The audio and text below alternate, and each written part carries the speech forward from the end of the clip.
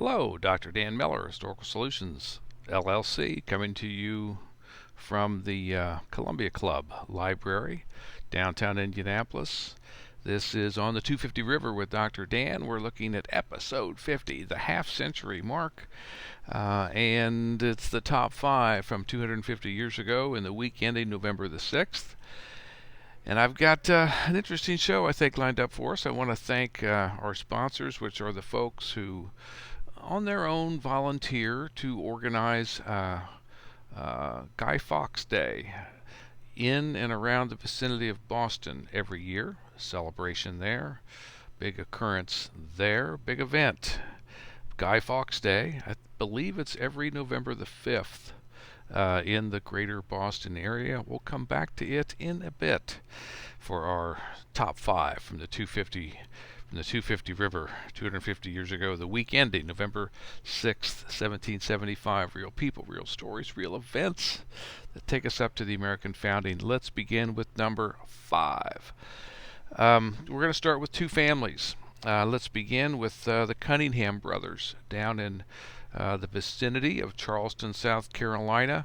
The Cunningham brothers have stolen, or they're part of a situation where 1,000 pounds worth of gunpowder that was en route from the rebel or the patriot legislature led by Henry Laurens. That 1,000-pound gunpowder shipment was designed and intended to go to inland to a Cherokee native tribe as a gesture to try to connect them to the patriot or the colonial rights cause, or at the very least encourage them to just stay out of it altogether. So you either come in on our side or you just stay out of it. Don't go over to the British side in any event. We hope the gunpowder helps you make up your mind in our favor. Well, Patrick Cunningham had heard about the shipment, and he is outraged because his brother Robert Cunningham is in jail. He's been jailed by Henry Laurens and the pro-colonial folks in Charleston, South Carolina, because he supports George III, he supports England, he supports imperial rights, and so Robert Cunningham finds himself in jail for having expressed those ideas too forcefully in the view of Laurens and his crowd. So Patrick Cunningham, outraged by that, decides to seek vengeance and organizes about 60, 75 of his neighbors, and they go out and they attack this convoy at Mine Creek, M-I-N-E, as it's heading inland. And so what was kind of an uneasy truce called the Treaty of Fort 96 from a couple of weeks ago, where we're all just going to kind of settle in here in South Carolina, that's gone. And now everything's exploding and sparking in 1,000 different directions. And that's the leadership point I wanted to just kind of offer out for our 5th item here on the top 5. The leadership point being this: the more major the change is, it seems to me, the more likely these sparks just kind of fly and ignite and set fire to things that no one anticipated, or maybe even wanted, or whatever the case may be. So as the change goes up in its scale, up in its importance, and maybe up in its effect, these sparks are given off at a growing and unpredictable rate, and we see that here with this decision to purchase the gunpowder, to send inland, to arrest the brother. The brother's brother reacts, and on and on and on, and here we go. So that's number 5. Number 4 on our top 5 list is our second family in today's grouping. They're the Murray family, and the Murray family lives. We're going to go north. The Murray family lives in Boston, Massachusetts, and in a neighboring community called Cambridge, Massachusetts. The Murray family, like the Cunningham brothers, supports England and supports the imperial cause. They are opponents of the colonial rights movement. The Murray family finds themselves split, not so much in their ideas and in their loyalties. They're split just where they live. Part of them live in Boston, which is now has been occupied, taken over by the Redcoats. Part of them are in Cambridge, as I said, which is now occupied, taken over by the Continental Army that has encircled the Redcoats. So the extended Murray family has to find a way to negotiate through this, to navigate through this, and try to keep themselves whole as a family, as a family network. It's a monumentally complicated task. They don't want to go too far. They don't want to push things too far, so that they're accused of espionage or betrayal or who knows what all. But they're just trying to keep the lid on as far as their family is concerned, and have everyone come out intact and healthy and hopefully happy, as they would see it. So it's the Murray family that lives in Cambridge and in Boston, and they're trying to handle this very complicated situation of a war that has settled in around them.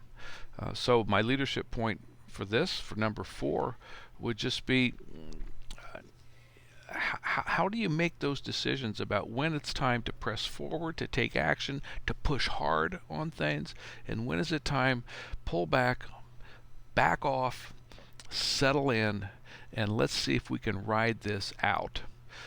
Those are 2 leadership realities, and I just want to point one thing out. They're both leadership. The hard action on the one side and the more studied inaction on the other side. So both of those are leadership, and how do you go one way or the other way in what circumstance? Number 3. Let me get it here on my notebook. Yes. Remember I said Guy Fawkes, the Guy Fawkes organizers. By the way, Guy is G-U-Y. Fawkes is F-A-W-K-E-S. This is an interesting thing. George Washington is irate with certain members of the Continental Army that are in Cambridge and other places around Boston. He's irate because they're celebrating Guy Fawkes Day. Now, the reason he's upset is the origins of this go back to 17th century England, and it's where there was a plot to blow up Parliament. The plot was believed to be engineered and organized and energized by a Catholic group, a Catholic-leaning group that wanted to install a Catholic monarch in the British throne, or on the British throne. And so there was this attempt made to basically do a terror incident in Parliament. It was foiled. The perpetrators were punished, but the Protestant population that moved on to Massachusetts, New England, Boston specifically, they remember this event, and they mark it every year with kind of drunken parades, drunken brawls, drunken whatever, organized fights in the street, literally.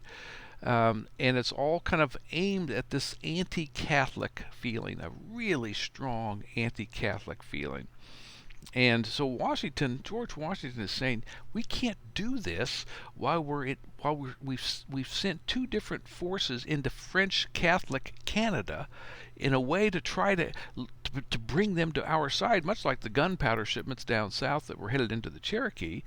We're trying to recruit them to our side, maybe be the 14th colony, and we can't be celebrating these anti-Catholic traditions and hurling insults at the Catholic Church and the Catholic population in general. He's very upset that many members of the Continental Army from Massachusetts insist on observing this wild holiday. So that's the third thing that we have for today. And so my leadership question here from Washington's perspective: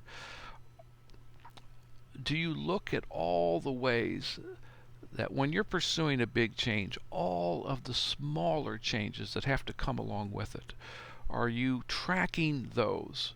Washington obviously is the head of an army that's seeking a big change, right, in terms of asserting colonial rights. And he's very aware that as we do that, we have to be able to pay attention to these other things that come along with it. Number two. Now, two members of the Continental Congress, John Langdon from New Hampshire, Robert Treat Paine from Massachusetts. John Langdon, 250 years ago this week, believes that, wow, we've come a long way as a Continental Congress. We're much more vigorous in our understanding of how to defend ourselves and the importance of defending ourselves. As far as he's concerned, thumbs up as to where we are right now relative to maybe a year ago. Robert Treat Paine, boom, thumbs down. Same organized body, the Continental Congress, and at the exact opposite conclusion. He's not positive, he's negative, and the reason he's negative is there's a specific issue. It's the manufacture of saltpeter, which goes into gunpowder. We're talking about gunpowder a lot today, aren't we? And he said we've got two colonies in particular that are instrumental in manufacturing saltpeter for the manufacturing of gunpowder, and they failed to follow through on what they said they would do. They failed to follow through on their commitments, and we still don't have the gunpowder we need. We still can't do anything against the British in Boston because we don't have the gunpowder. And he says that's an example of us really failing to meet our responsibilities, and as far as he's concerned, he gives us a negative grade. So you have two guys in the same group. One says things are going great, the other says things are going horribly. And how do you reconcile those two outlooks? Are we, and here's my leadership question to you on this, are we seeing the same things? How many times have you wondered that in recent weeks or months? Are we seeing the same things? And I've got one person saying it's great, I got another person saying it's awful. Are we seeing the same things? It's an important leadership challenge, I think. Number one on our list, and I'll let you go afterwards, and it's this. 4 months. In July, the Continental Congress finished a thing called the Olive Branch Petition. It's basically a request to dial back the intensity of the conflict, dial back the bloodshed. Let's go to the negotiating table. Let's sort this thing out in a civilized, peaceful, non-warlike way. It's the Olive Branch Petition that was signed, sealed, and sent to England to be delivered to the king, and hopefully the king says yes. King says absolutely no, won't even read it, throws it in the trash, and on top of that issues his own declaration, his own proclamation, which is to say that I declare these colonies in open and violent rebellion against us, and we're going to organize however we need to put this thing down, and we are going to go get foreign soldiers, pay them to help us do it. That message is sent back to the Continental Congress. This whole cycle takes 4 months. And that's my number one thing for this week. 4 months. Olive Branch Petition leaves Philadelphia in July, headed to London. The answer to it leaves London, headed to and lands in Philadelphia in early November. 4 months of time. Boom, boom, back to boom. Now, what's the big idea then? I just gave you that big idea. 4 months. Now we're talking about Continental Congress up here, Imperial Government, King of England up here, and their communication, their decisions and communication to each other. That took 4 months. But down here, the Murray family, the Cunningham brothers, Washington's frustration over the Guy Fawkes celebrations that he's seen in camp. Langdon and Paine looking at things from completely opposite or having completely opposite conclusions. So here's what I'm suggesting to you is that information flows in a lot of different levels. We tend to see when we look back 250 years ago, boy, it sure took him a long time to learn things, find out things. 4 months. Dan says 4 months. Wow, that's stupid, isn't it? But you know what? Down here, there's all kinds of things going. So remember we talk about union first. It's a union before it's a nation. Down here with the Murrays and the Cunninghams and everybody else, that's where the union is at work. For better or for worse, for up or for down, the union is working out its ways down here, while we have 4 months that are required for things up here to go back and forth. So don't think that nothing's happening. There's all kinds of things happening, but you need to look down here where the information is face to face and heart to heart. I'm Dr. Dan Miller. Thanks for listening. Thanks for watching. 250 years ago in the top 5, early November of 1775. I'll talk to you very soon.